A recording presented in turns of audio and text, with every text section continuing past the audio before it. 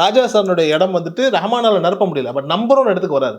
But Raja sir டோன்ல மனம் சார்ந்த சில பாடல்கள் வேணும் அப்படின்னும் போது உடனே மக்கள் என்ன பண்றாங்க அப்படின்னா, அதிகமா தேவா சார்கிட்டயும், எஸ்.ஏ. ராஜ்குமார் சார்கிட்டயும் அந்த 90s to 2000 அதுக்குள்ள இருக்கக்கூடிய அந்த பீரியட்ல வந்துட்டு இவங்கெல்லாம் நிறைய ஃபில் பண்றாங்க.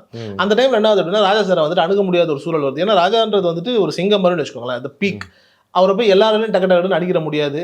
எனக்கு இது வேணும்னு சொல்லி கேட்டுற முடியாதுங்க. அந்த சூழல்ல என்ன ஆகுது அப்படின்னா, அந்த வெற்றிடம் தான் வந்துட்டு என்ன ஆகுது அப்படின்னா, லைக் எஸ்.ஏ. ராஜ்குமார் அவர்களையும், தேவா அவர்களையும் வந்துட்டு பீக்கு கொண்டு வருது இந்த 10 வருஷத்துல. நிறைய மியூசிக் டைரக்டர்ஸ் வராங்க. சொதப்பலாவது, வெளியே போயிடுறாங்க. நிறைய பேர் பண்றாங்க. இப்போ விஜயகாந்த் அவர்கள் படங்களுக்கெல்லாம் வந்துட்டு நிறைய பேர் வந்துட்டு மியூசிக் பண்ணியிருக்காரு. குறிப்பா வந்துட்டு ஆபாவனன் காம்பினேஷன்லலாம் வந்துட்டு ஒரு ஸ்டூடெண்ட்ஸ் டீம்லாம் வந்து பண்றாங்க.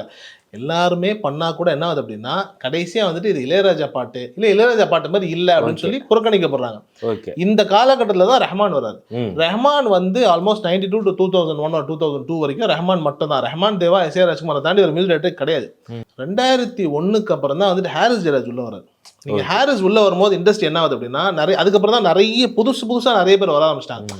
யார் வேணாலும் மியூசிக் டைரக்டர் ஆகலாங்கிற சிஸ்டமே ஹாரிஸ் வந்ததுக்கு அப்புறம் தான் மக்கள் வந்துட்டு புரிஞ்சுக்கிறாங்க. இப்போ ஹாரிஸ் வந்து என்ன பண்றாருன்னா, ரஹ்மானுடைய ஒரு குட்டி வருஷம் தான். சின்ன பகவதி மாதிரி தான் அவர் வராரு ஹாரிஸ். இப்போ வரைக்குமே ஹாரிஸ் ஜெயராஜ் சார் வந்து பாட்டே பாடலன்னு நினைக்கிறேன். ஆமா சினிமால. ஆமா. ஏன்னா அவருக்கு தெரியும் அவருடைய குரல் எப்படி இருக்குன்றது அவர் ஒருத்தனுக்கு தான் தெரியும். அவர் ரொம்ப தெளிவா மியூசிக் மட்டும் தான் நான் பண்ணுங்கிறதுல ரொம்ப தீர்க்கமா இருந்திருக்காரு.